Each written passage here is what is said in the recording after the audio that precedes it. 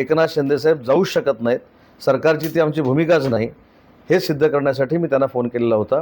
परंतु लक्ष्मण हाके यांनी प्रसाद लाड यांच्यावर टीका करताना म्हटलेलं आहे की दिसेल तिथे कानाखाली मारण्याचा त्यांनी इशारा दिलेला आहे प्रसाद लाड यांना.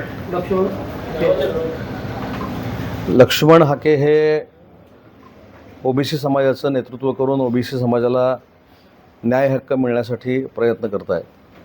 मी अनेक वेळा सांगितले की आंदोलन करत असताना कोणी आंदोलन करते असू दे, त्यांच्याबद्दल नक्कीच मला तर त्यांच्याबद्दल कौतुक आहे, कारण ते अनेक वर्षानुवर्ष ह्या सगळ्या समाजासाठी काम करत आहेत. परंतु प्रसाद लाड हे लोकप्रतिनिधी आहेत, ते आमदार आहेत. त्याच्यामुळं प्रत्येक संघटनात्मक पदाचा आदर असला पाहिजे, ही प्रत्येकाची भूमिका असली पाहिजे.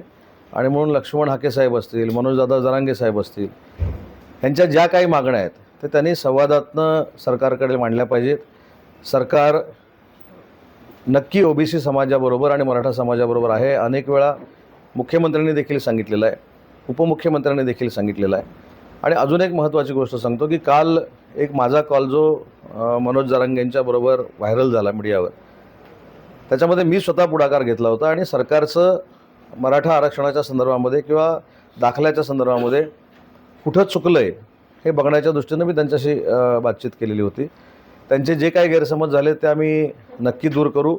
मराठा समाजाच्या दाखल्याच्या बाबतीमध्ये जाणीवपूर्वक जर कोण अडचण करत असेल तर त्याच्यावर देखील काय उपाययोजना करायची हे देखील माझं उपमुख्यमंत्री एकनाथ शिंदेसाहेबांशी बोलणं झालेलं आहे. मुख्यमंत्री महोदय देखील या सगळ्यावर नजर ठेवून आहेत. विखे पाटील साहेबांशी देखील आमची चर्चा होणार आहे आणि बावनकुळे साहेबांशी देखील मी चर्चा केलेली आहे. आणि बावनकुळे साहेबांनी देखील स्पष्ट पद्धतीनं असं सांगितलेलं आहे की काहीतरी गैरसमजातनं ह्या गोष्टी घडत आहेत.